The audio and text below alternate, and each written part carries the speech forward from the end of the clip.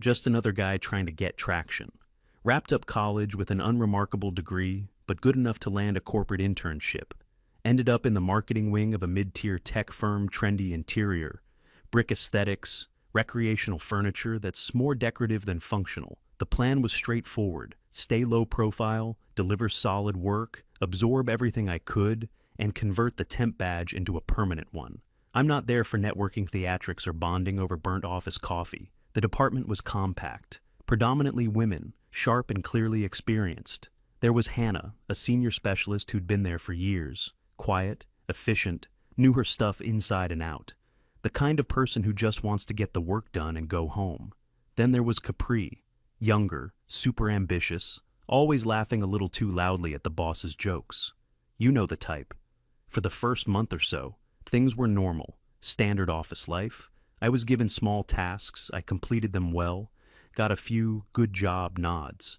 I was learning a lot, especially from Hannah, who would occasionally show me shortcuts in the analytics software without making a big deal out of it. It was fine. A bit boring, but it was a step on the ladder. Then, our old manager left for a better paying job, and the company hired his replacement. Her name was Helen. Helen arrived like a weather system. On her first day, she called a team meeting, not to get to know us, but to present her manifesto for a new marketing paradigm. She used a PowerPoint deck filled with abstract shapes and corporate buzzwords: synergy, ideation, leveraging assets, disrupting the space, all the classics. But there was a new flavor added to the mix. She talked about dismantling the historically patriarchal structures of corporate communication. She spoke of creating a truly safe space, free from the inherent biases of traditional workplace hierarchies. I'm just sitting there, the only guy in the room, trying to look attentive while my brain is slowly turning to static. Capri was eating it up, nodding furiously at every slide, occasionally chipping in with an "exactly" or "so true." Hannah had this perfectly neutral expression, but I could see her subtly zoning out, probably thinking about her grocery list. Helen finally finished her presentation and asked if there were any questions. Silence. She smiled, a tight professional smile. Wonderful. I can see we're all on the same wavelength. My door is always open for collaborative and empathetic dialogue. The tone was set. The first few weeks under Helen were an adjustment. Meetings became longer and less productive. We'd spend the first 20 minutes doing an emotional check-in. Helen would insist that projects were failing, not because of bad strategy, but because the team's emotional energy wasn't aligned. My role as the lone male intern quickly became a talking point. If I presented data, Helen would listen, nod, and then say something like, "Thank you, Alvin. That's a very analytical perspective. Now, can one of the ladies offer a more intuitive read on the situation?" One time, I flagged a potential issue with an ad campaign's targeting. I had the numbers to back it up, showing we were wasting money on the wrong demographic. Helen listened patiently. "I hear your concern, Alvin. I really do. But I feel like you're focusing too much on the cold, hard data, and not the human story we're trying to tell. Capri, what's your heart telling you about this campaign?" Capri's heart apparently told her the campaign was a beautiful expression of the brand's soul. The campaign, of course, underperformed. When the numbers came in, Helen declared it a spiritual success because it sparked a conversation, even if it didn't spark any sales. It became a pattern. My contributions were either ignored or framed as examples of rigid masculine thinking. I once spent a weekend building a detailed reporting dashboard to automate a tedious weekly task. I thought I'd get a pat on the back. I showed it to Helen on Monday morning. She looked at it, clicked around for a moment, and said, "This is very efficient. But I worry that automating these tasks robs us of the opportunity to connect with the data on a personal level. We need to feel the numbers, not just see them." She then tasked Capri with creating a vision board for the weekly report.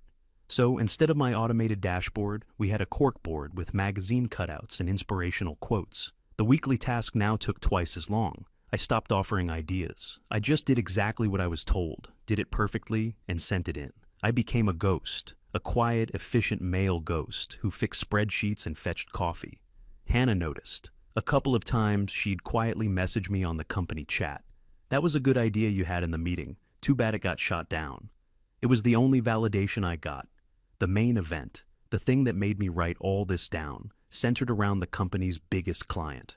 Let's call them Titan Corp. We managed a massive multi-channel marketing campaign for them. It was the department's bread and butter. The campaign had been running for over a year and was starting to show its age. Performance was dipping across the board. Engagement was down, conversions were falling, and the client was getting nervous. The director of our entire division, a no-nonsense older guy who only cared about results, made it clear that turning the Titan Corp account around was our #1 priority. He said if we didn't show significant improvement by the end of the quarter, there would be structural changes. Everyone knew what that meant. Helen saw this crisis as her ultimate opportunity, a chance to prove that her empathy-first approach could succeed where the old, aggressive, data-driven ways had failed. She called an emergency, all-hands-on-deck meeting. The mood in the room was tense. Everyone's job was on the line. Helen stood at the front of the room, radiating a kind of calm that was more unnerving than reassuring. She started by talking about the pressure we were all under. She acknowledged the stress, then she dropped the bomb. The traditional approach to a problem like this is flawed, she announced. It's adversarial. It's rooted in masculine panic. We need a different way. We need a space where creativity can flow, unburdened by judgment or the pressure to perform in a certain way. She paused for dramatic effect, her eyes sweeping across the room of worried faces. That is why, to solve the Titan Corp crisis, I am going to hold an intensive off-site brainstorming session. A few people nodded, seemed reasonable. This will be a safe space, she continued, her voice lowering slightly. A space for open, vulnerable, and powerful ideas to emerge. A space free from the typical dynamics of a mixed-gender workplace. I could feel my stomach clench. I knew what was coming next. To ensure we have a truly uninhibited flow of creativity, the brainstorming session will be for the women of this team only. The silence in the room was so thick you could have cut it with a knife. Everyone was looking at me. I was just staring at the grain of the conference table, trying to keep my face completely blank. It wasn't just that I was excluded. It was the way she did it. It was a performance. She was making a grand statement. Capri had a smug, triumphant look on her face, like she'd just won a major victory for womankind. Hannah was studying the ceiling with intense interest. The other women just looked deeply uncomfortable. Helen turned her gaze to me. Her expression was one of pity, as if she was doing me a favor. "Alvin," she said, her voice dripping with condescension. "I know this might be hard to understand, but sometimes, to let female brilliance truly shine, you have to remove the male element from the room. It's not personal." It felt incredibly personal. "While the ladies and I are busy ideating, I have a very important task for you." I waited. "Our supply closet is an absolute disaster. It's a chaotic mess. It's emblematic of the old, disorganized energy we're trying to move past. I need you to go in there and get it organized. I want everything cataloged, labeled, and sorted. It's a vital task for our operational efficiency." So there it was. The brilliant female minds would go off-site to save the company's biggest account. And I, the intern with the toxic male energy, would be left behind to sort paper clips and count sticky notes. It was a public, deliberate, and perfectly executed humiliation. I didn't say a word. I just nodded slowly. "Okay," I said. My voice was flat. I stood up, pushed my chair in, and walked out of the conference room without looking at anyone. I could feel every eye in that room on my back as I walked down the hall toward the supply closet. I opened the door, flicked on the single flickering fluorescent light, and was met with the sight of teetering stacks of printer paper and overflowing boxes of dried-up pens. This was my battlefield. I spent the first hour in a sort of numb haze. I just started moving boxes, clearing shelves. My mind was blessedly empty. It was mindless, physical work, and in a way it was a relief. But as I worked, I started to think. They thought this was a punishment, a way to put me in my place. But they had made a mistake. They left me alone in the office. They left me with a computer. And they had forgotten to revoke my access to the company's analytics server. I was the intern. I had access to all the raw data, all the historical campaign performance, all the back-end metrics for the Titan Corp account. I probably had a clearer view of the ground truth than Helen did. So after I finished organizing the A to L section of the hanging file folders, I sat down at an empty desk. I wasn't invited to their brainstorm, so I decided to have my own. A brainstorm with one participant, me, and one guiding principle: the data doesn't lie. I pulled up everything I could find on the Titan Corp campaign, years of it, click-through rates, cost per acquisition, user journey analytics, demographic breakdowns, heat maps, A/B test results. It was a mountain of information. I wasn't looking for a feeling or an intuitive read. I was looking for a pattern, a break in the pattern, an anomaly. I spent hours digging, cross-referencing spreadsheets, building custom reports. The rest of the office was a ghost town. The only sound was the hum of the servers and the clicking of my mouse. And then I saw it. It was small, almost insignificant at first glance. A tiny deviation in the user conversion funnel that started about 6 months ago. The drop-off rate between add to cart and final purchase had increased by a fraction of a percent. Most people would have written it off as statistical noise, but it had been consistent. A slow, steady bleed. Why? What changed 6 months ago? I dug through the project archives, the change logs, the developer notes, and I found it. 6 months prior, the Titan Corp website had a minor back-end update. A new payment processing API was integrated to offer more payment options. A quality of life improvement. On the surface, it worked fine. But I decided to test the user path myself, step by step, in a sandboxed environment. I went through the process, found a product, added it to the cart, went to checkout. Everything seemed fine. I entered my details. Then I got to the final payment screen, and there it was. The new API had a slight latency issue. It would hang for about 3 to 5 seconds before confirming the transaction. But more importantly, it had a conflict with a specific browser extension, a very popular ad blocker. If you had that extension running, the final confirm purchase button would occasionally just not work. It wouldn't click. There was no error message, nothing. It just became a dead button. Customers weren't abandoning their carts because they changed their minds.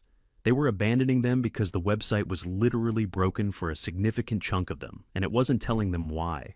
It was a simple, stupid technical glitch, a problem that had nothing to do with brand soul or emotional energy. It was a bug, and I knew exactly how to fix it. I didn't just find the problem, I outlined the solution.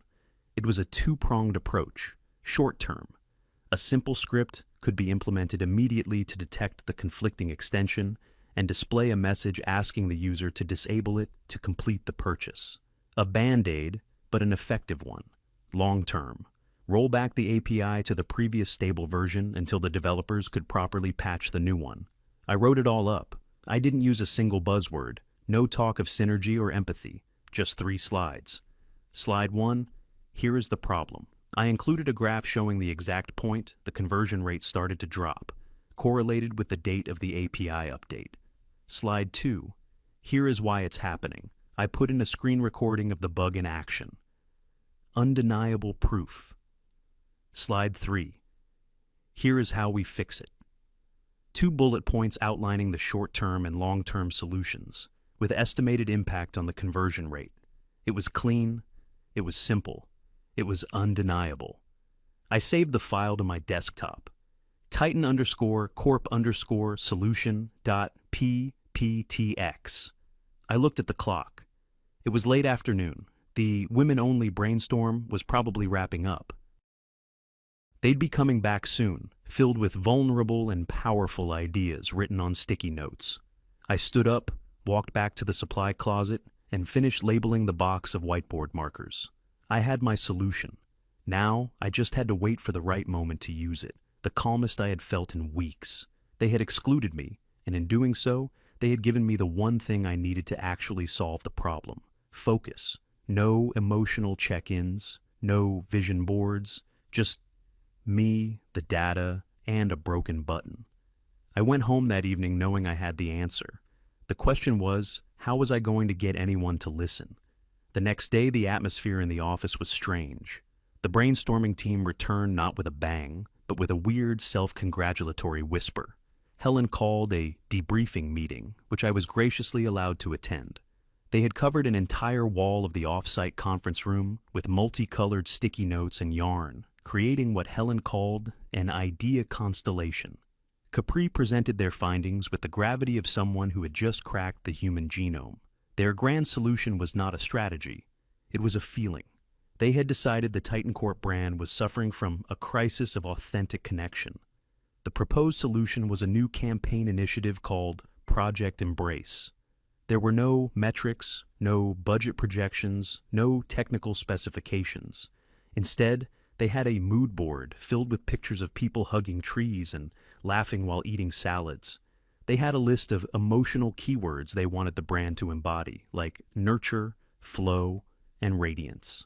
The centerpiece of their proposal was to replace our current ad copy with brand poetry. Capri read an example she had written. It was about a river finding its way to the ocean, which was meant to be a metaphor for the customer journey. I sat there, stone-faced, thinking about the broken checkout button. Hannah asked a simple question. So, how will this increase conversions? Helen fielded the question with a serene smile. She explained that Hannah was still thinking in an old paradigm of direct response marketing.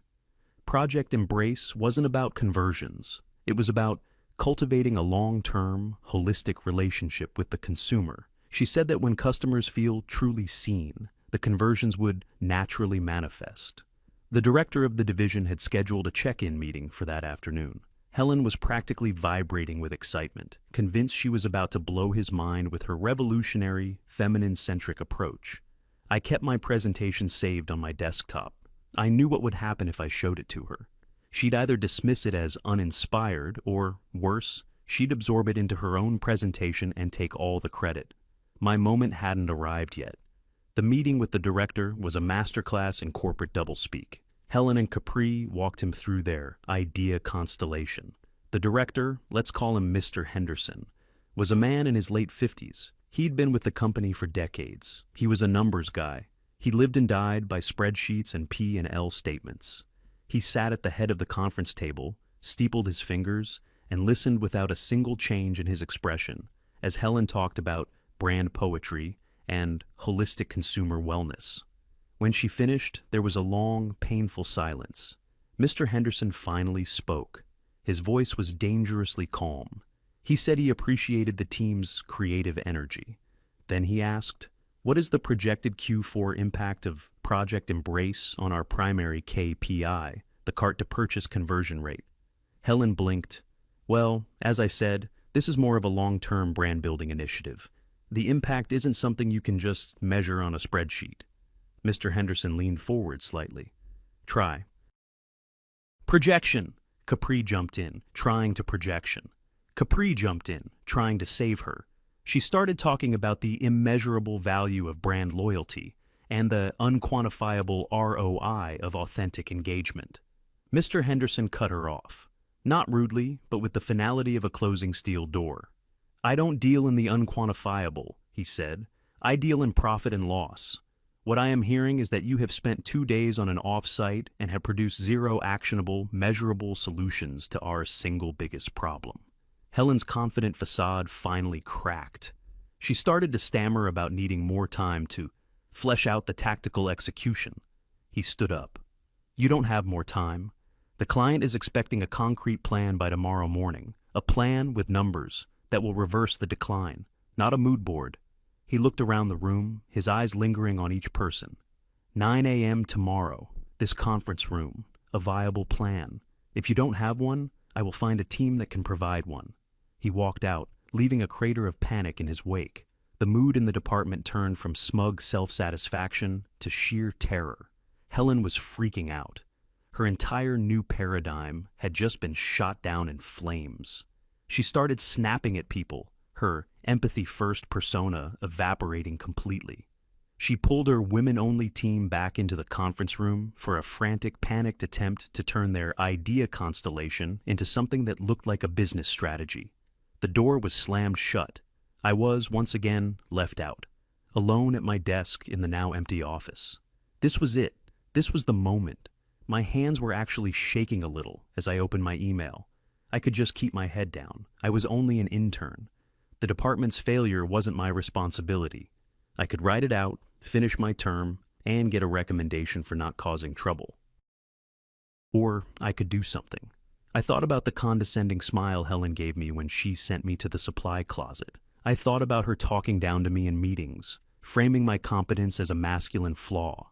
I thought about the sheer arrogant incompetence of Project Embrace.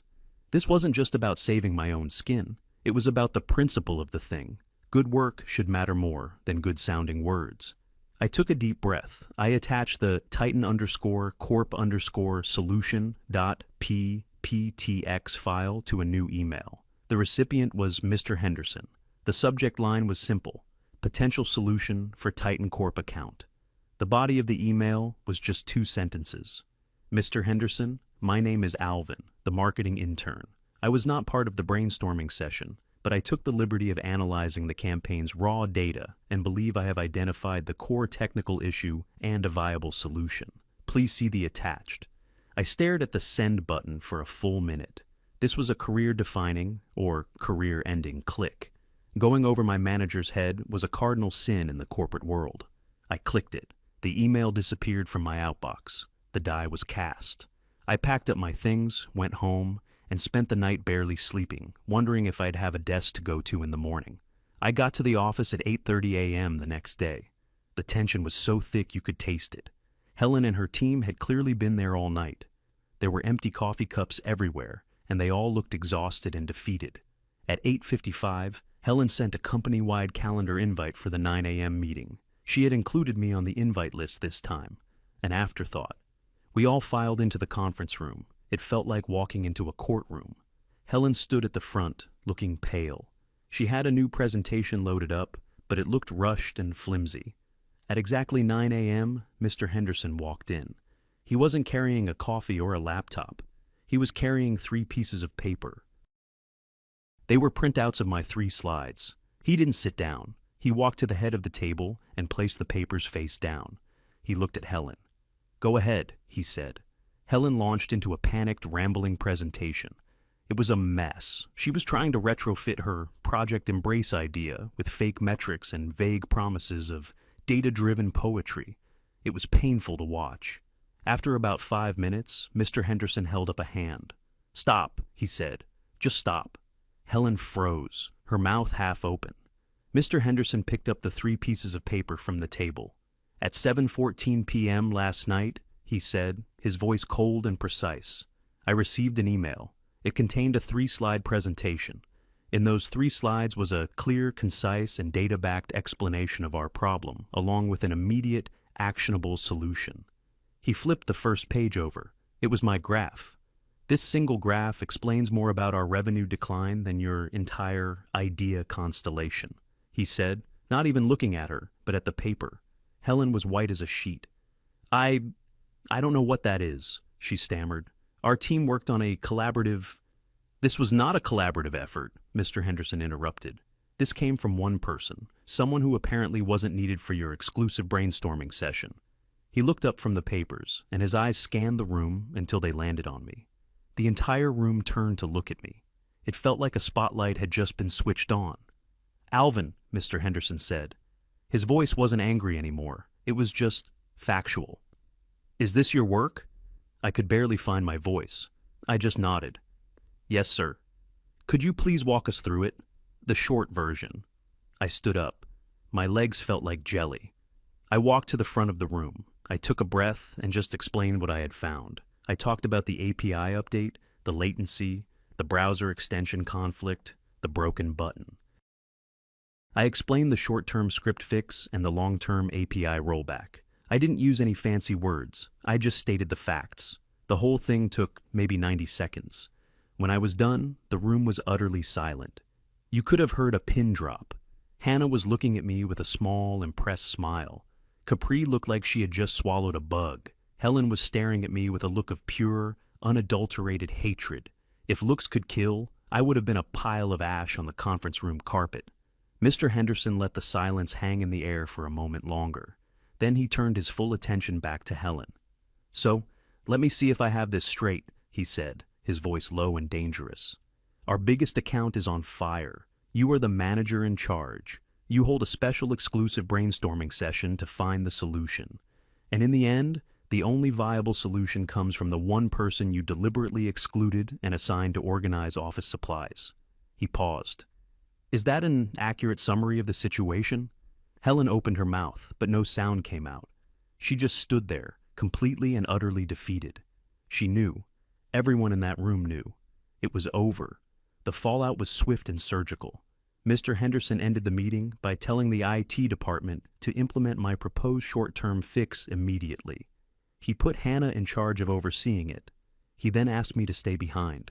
As everyone else filed out, Helen shot me one last venomous glare before practically fleeing the room.